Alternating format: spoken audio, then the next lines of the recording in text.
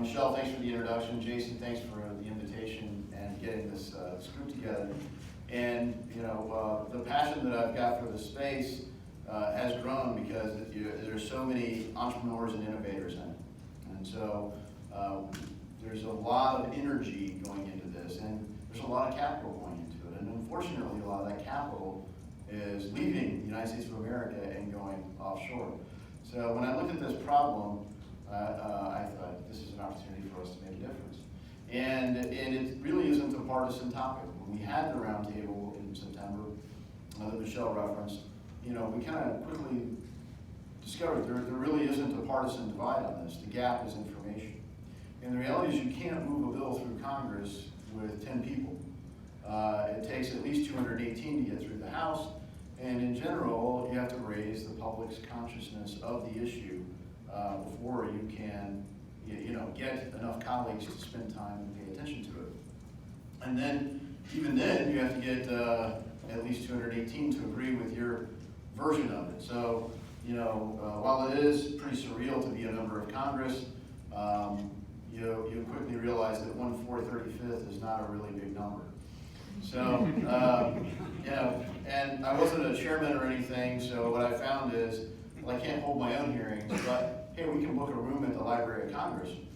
And so we did that, and we thought, let's have this roundtable. And our goal originally was to get about 20 people in there, so, and just listen. And that quickly led to 20 people that were higher profile within the space and industry, which led to 30 people wanting to come, which led to 40 people wanting to come. We said, we got to cap it at 50 because we can't get any input. And the night before the roundtable, there had become such a buzz in the industry that I think Ron, who's in the back, the guy that does our financial services, heavily focused on this lane for our team and really now all of Congress, was getting calls at 11 o'clock at night. You got to get our CEO in there. I can't help you. There's nothing I can do. And so we were so oversold. And so what did we do with that? We looked at the common denominators and said, we have to create a light touch regulatory certainty that accomplishes for this era of innovation what the Telecommunications Act of 1996 did to see the internet flourish in the United States of America. And the United States is better because Congress got that right at that time. And I would say that globally, the internet is a better innovation because it happened here in the United States of America. We are rapidly losing our leadership in technology because of how we're reacting to this space right here. This is one of the most innovative things going on, and even the next innovative thing that's going on, or maybe concurrent with it, is AI, and they're so interrelated. And so I think a lot of that is going to happen elsewhere if we don't get our act together here in Congress. And the SEC has been up against a big challenge. They've tried. They're having their own factional issues in there. When you see Bill Hinman issue a statement, you get, wow, I think they did it. And then you hear some of the other reaction, and you're like, oh, maybe not yet. And so it's really not their job to create legislative certainty. They're regulators. They're supposed to enforce laws, apply them to the situation. Congress needs to act here. And so what we came up with at the end of this was a path that said we're going to introduce a bill, we're going to make it public so it's not just theoretical. We'll get commentary from the whole world that cares to comment, and then we'll go with a new version. And that's what we did. So in April, we launched the Token Taxonomy Act of 2019. And what it does is provide certainty that it will not be regulated as a security, a token, digital token. We looked at all kinds of words, open blockchain token, utility token, things like that. And we wanted to create something that nobody else was truly using so that you couldn't conflate it against all these false narratives, right? And that's the history of why we chose digital token for it, which has complications because some states have moved forward with definitions that are good, and so we'll go there. But so we said if it's created and it exists, if it's an immutable distributed ledger, no longer modified by its creator or any third party, that if it's transferable without an intermediary, and that it's not a financial interest in a company or entity, then even if the SEC really, really wants to call it a security, they can't. It's not a security. So innovators, investors, entrepreneurs, people who write code for all these devices can know they're not going to be treated as if they're securities if they meet this criteria. And they can know that even if they launch as a security initially, fully in compliance with the law, not in a white paper committing securities arbitrage, they can know that if we get to this point, we're not regulated as a security. So I go through in the roundtable and the dialogue, applications of that, how would we look at it? But fundamentally, if the underlying asset's a security, then it's regulated as a security. If the underlying asset is more like a commodity, it would be regulated by the Commodity Futures Trading Commission, and if it were representing a good or service in the U.S., it would be regulated by the Federal Trade Commission. So those are the main regulators of jurisdiction here, and then we try to get two other issues that just were critical. That how do you deal with custody? And currently, a lot of times, you can't have custody unless you have this trusted third party. So that creates all these intermediaries. Lots of these intermediaries collect lots of fees. It creates friction. Sometimes there's lags. There's latency, and of course you have to regulate those folks too, right? Well, the beauty of an immutable distributed ledger that can't be modified by somebody else is that you already have that there. You've got a public key. You can see it, and you don't truly need a trusted third party because you've got theoretically, in some cases, uncapped number of verified ways to know this is what the distributed ledger says. So, and you run into inherent other issues because if someone has a private key and they give that private key to more than one custodian, how can they know that the private key hasn't been given to another custodian? So you have to try to address that. And then I think the other piece is tax, right? So if it meets these criteria, then it should be treated as other similar things are, even, and so currency is currently regulated this way.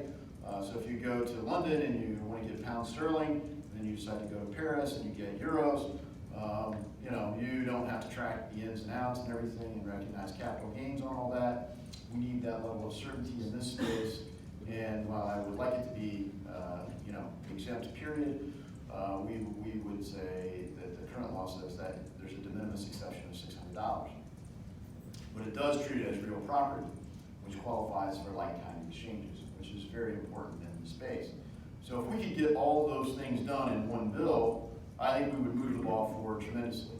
We're going to have some dialogue about where do we go from here, and I think the big piece is you got to keep educating members of Congress. While I really care, I would love for this bill to pass. I think we've got it very dialed in, and we could go to markup and just move the bill with very little debate. It wouldn't pass yet.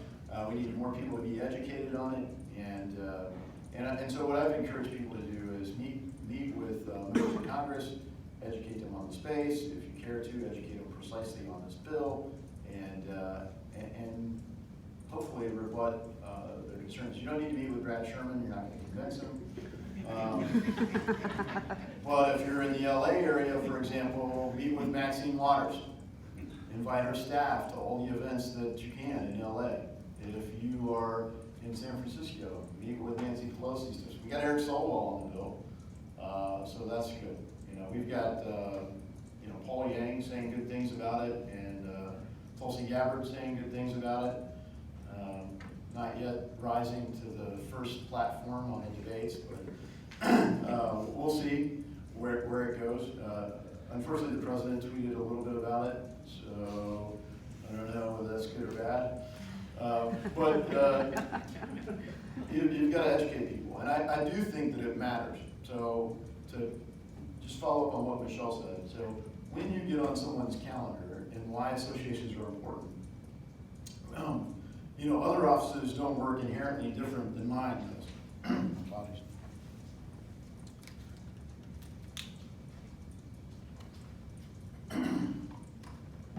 And when I have an event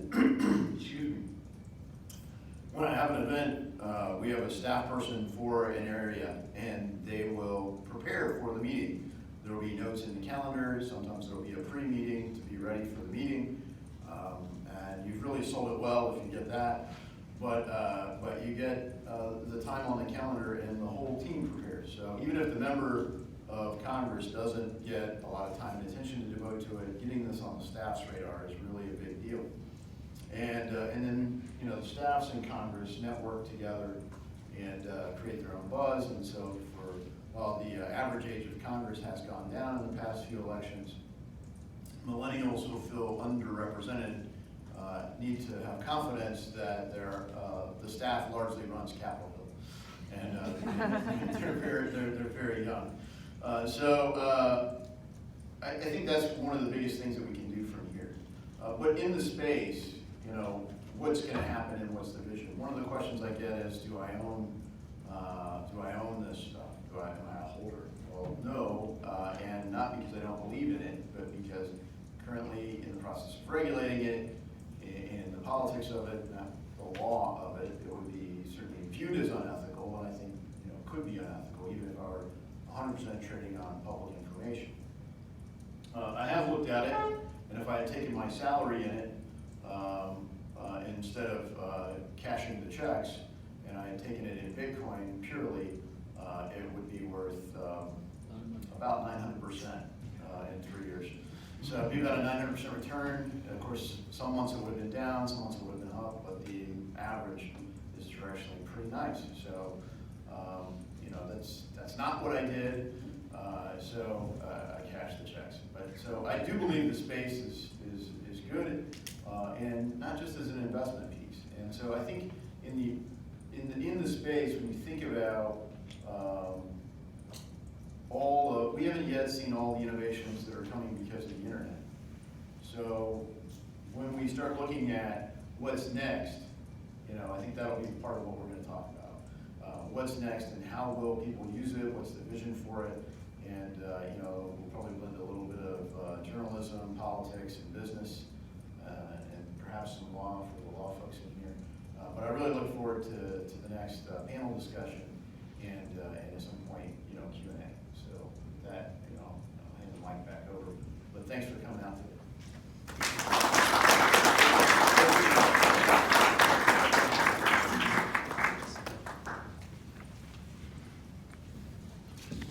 Thanks so much, Congressman.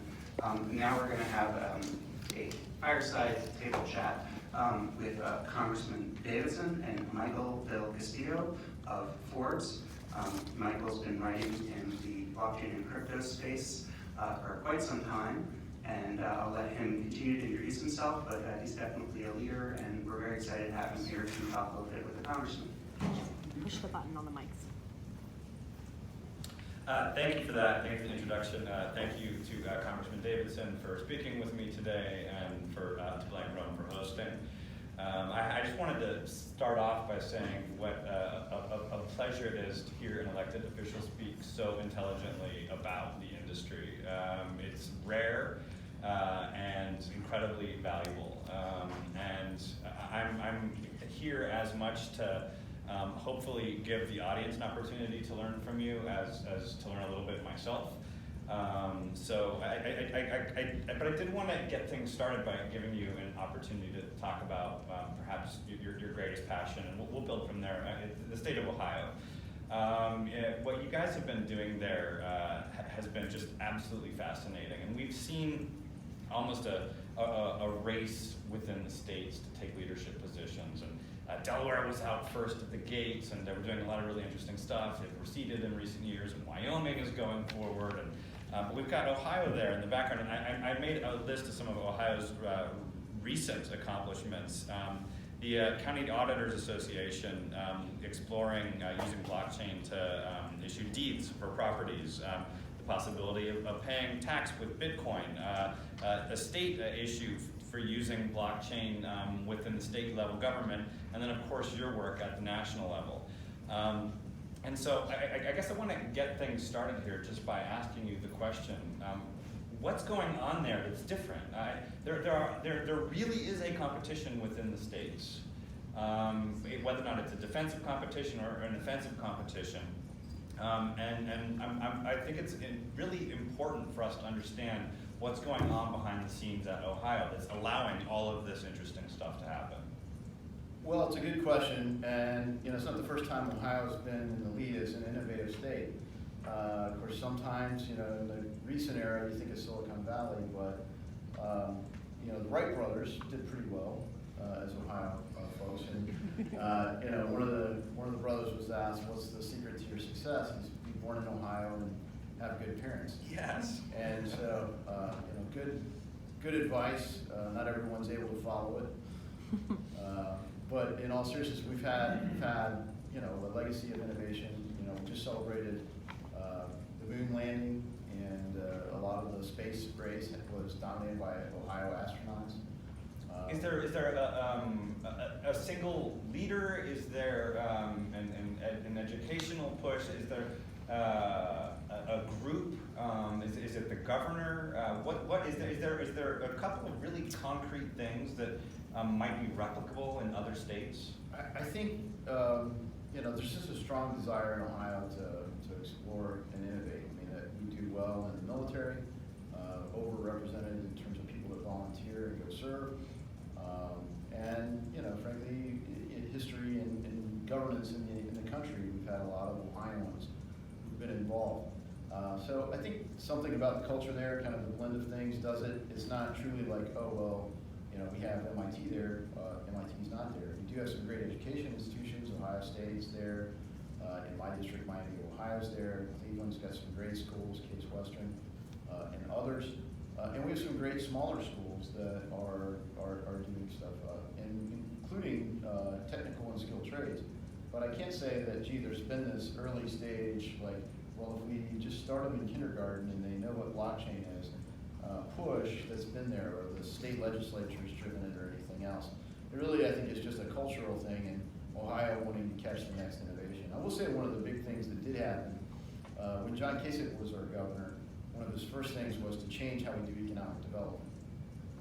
And he was able to create a new way to do economic development, called it Jobs Ohio, and brought in Mark Kwame from Silicon Valley, who's still built a lot of presence in Ohio. Very successful, I think with Sequoia and other places as a venture capitalist, and he just kind of brings some of that vibe and help re-energize our state. Now, was that something everyone in Ohio is even aware of? They won't even recognize the name.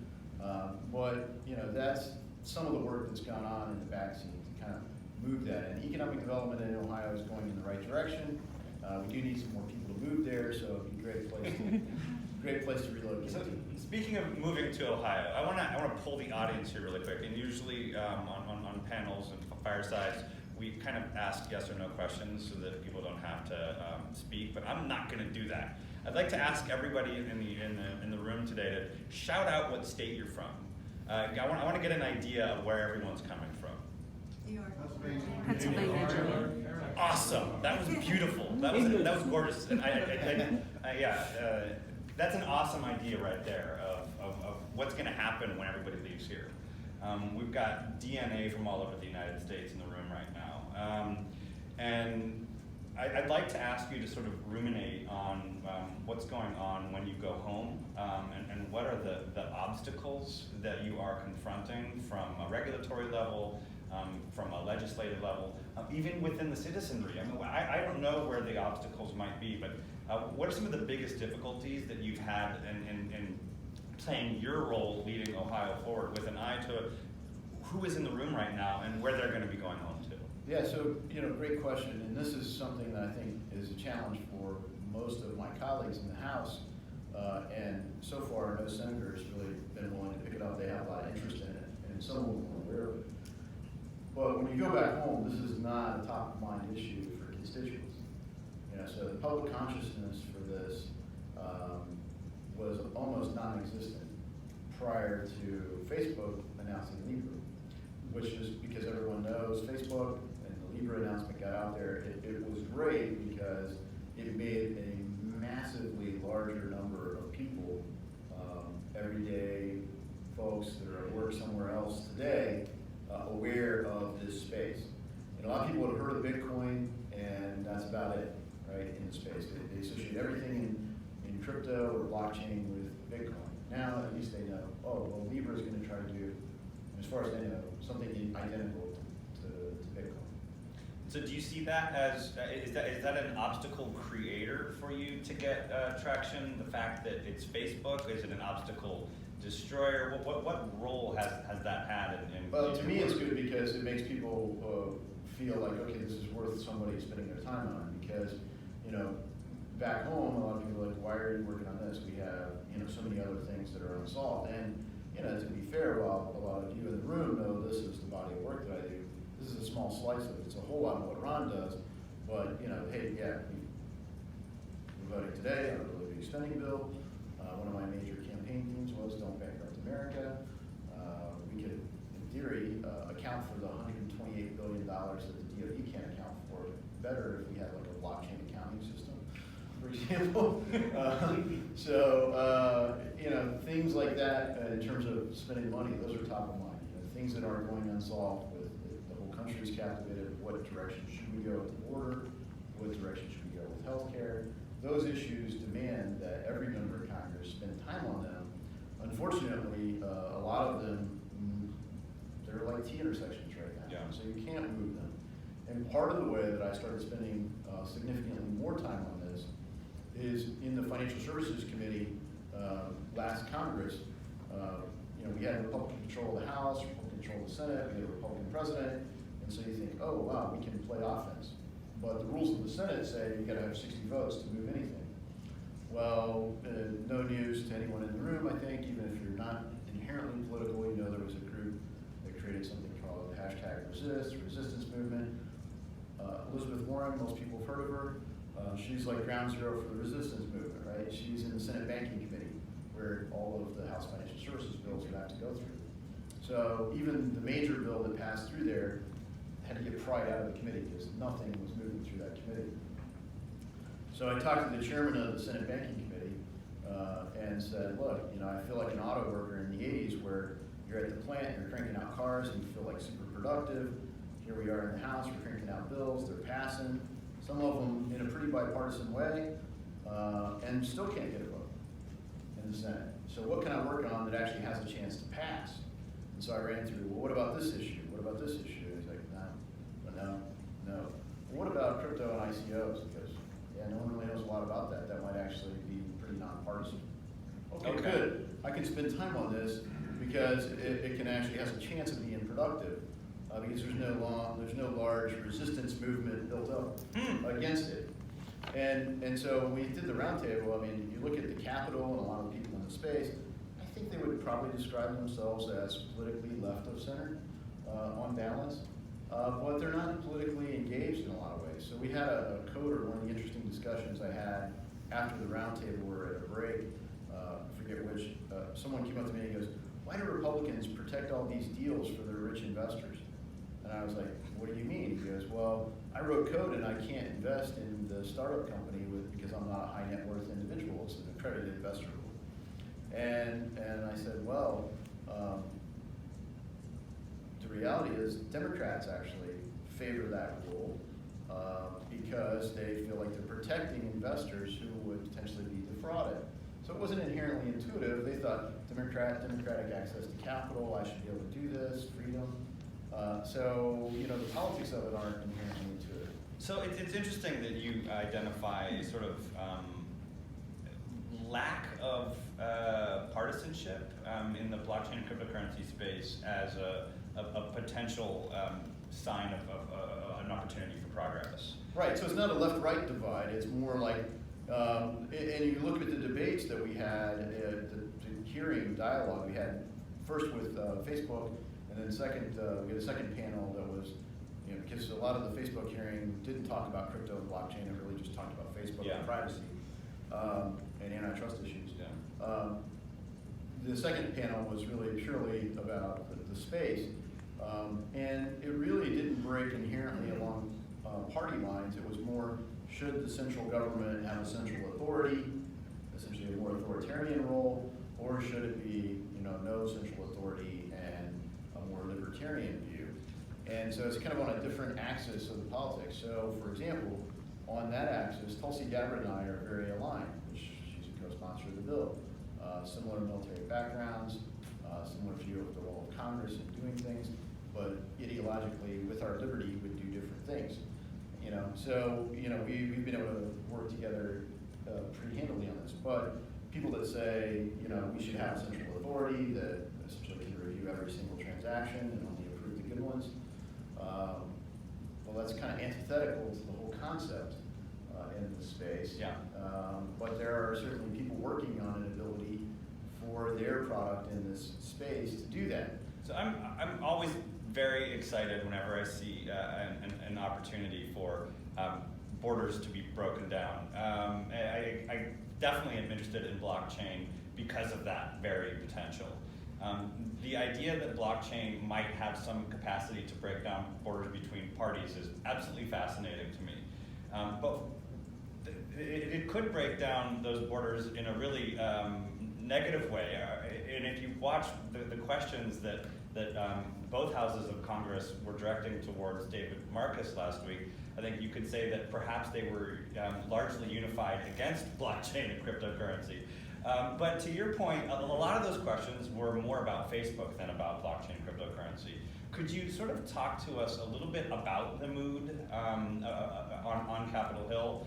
We get little glimpses into the elected officials who are taking leadership roles in a positive way, in a progressive way, but we don't necessarily get an idea for the learning that's going on. I was kind of shocked by what seemed to be a high percentage of ignorance when I thought that the elected officials had been spending the last 5 or 6 years informing themselves, and that just wasn't the case. So where are we at right now? Well, so I was shocked on the other way because the amount of learning that took place ahead of the hearing Fair. was tremendous for a lot of people. So having had conversations with people prior to Facebook going public with Libra, and then having the hearing, I was like, oh, well, that was actually a pretty sharp question for where my previous conversations with this person was. So I think we definitely multiplied, not just increased, but multiplied the level of knowledge in the space and understanding. And if you look, some of the people that actually asked questions that I thought, okay, I think that either they get it or it was prepared well for them, or their staff gets it, and directionally would be ideologically aligned with where the space goes, to me was interesting. I thought was real progress. And I think the sentiment that a lot of people took as negative, to me was good because what it showed is they don't trust Facebook. And the reality is, I think that's the problem with authoritarian structures. The idea that people wanted to put all this power in Barack Obama, who boasted of governing with a cell phone and pen. A lot of those same people are very unhappy with President Trump having lots of executive authority, right? So, if you have this central authority, all the value creation is vested in the central authority, right? And what can you do with the data? What can you do with the value of the underlying asset? And that's really, when you look at the premise that Satoshi Nakamoto put out with the creation of Bitcoin, was to get rid of that central authority so that you don't have to trust that. You trust the math, you trust the logic of what exists, and then you trust the architecture of a distributed ledger that is largely immutable. And I just want to point out how crazy it is that we've gone from global enterprises not even saying Bitcoin on stage because they were afraid the press would brand them as sort of lunatics, to Facebook trying to use cryptocurrency to save its reputation. It's such a huge change when you think about it, and it's happened so quickly. So I'm glad you brought up President Trump. You mentioned his tweet earlier, and I did want to ask sort of your thoughts on the idea that the Libra Association and/or each individual wallet, Libra in Facebook's case, and competitors elsewhere might need to apply for banking licenses. Can you talk to us a little bit about what your thoughts are on that position? Well, I mean, so in terms of where we're going in the space, you know, Libra, to me, when you apply the Token Taxonomy Act, does not pass the test. The underlying asset of synthetic currencies, you know, depends on how the central authority does it, and they've even said that they plan to use short-term securities to create stability. So that would inherently be a security, and therefore the product itself, under current U.S. law, would be regulated as a security. So post-Token Taxonomy Act, it would still be a security. Be subject to the SEC's regulation. Should they do something different? That's a different debate. When you look at Calibra is essentially more like a banking product that would clearly be regulated as a money service business in state money transmitters and state by state. Is it truly a bank? By definition, banks are lenders, but you have lenders that aren't truly banks, like Cabbage, for example. You know, it's an interesting space, and I think it's one of the successes of this Congress. Chairwoman Waters getting the FinTech Task Force created. Took a little longer than we were hoping for, but it's progress. We've got it. I certainly look forward to the hearing that I'm soon to leave here for. I think I'm getting a signal in the back. We have a hearing this morning on our FinTech Task Force, and I hope the agenda gets much more aggressive on the space at hand. And I look forward to September. In September, we're supposed to have another hearing. So I did, we're getting the wrap-up signal here, but I want to just give you a 30-second opportunity to talk about how the audience can get involved with the Token Taxonomy Act. What happens next? And is it truly in the elected officials' hands right now, or can the electors get involved in any capacity? Yeah, so one is you got to get public consciousness of it. So I mean, the average citizen back home has to understand that this is going to be a thing, right? It's not just Bitcoin, like i.e. the internet just isn't AOL. It really is a whole architecture. So blockchain is much bigger than Bitcoin, and Libra helped move that needle with all these. So I love the next phase is getting entrepreneurs and innovators with all their energy and passion in front of members of Congress and pitch their ideas. So they see, wow, there's a whole range of things here, and it's not really just a security, or not just a currency, or hey, this really is a security, and they know they're going to be regulated, but they want to tokenize it. Awesome. Whatever that is, and just taking time to get on the calendar, explain it to members of Congress, communicate it to the public, and then, you know, like I say, there's no substitute for victory, right? So when people keep making money doing this, eventually people will pay attention, I think. But my fear is they're going to do it out of the country, and the level of ignorance could cause us lots of problems. Great. Thank you so much for the conversation. It was a real pleasure.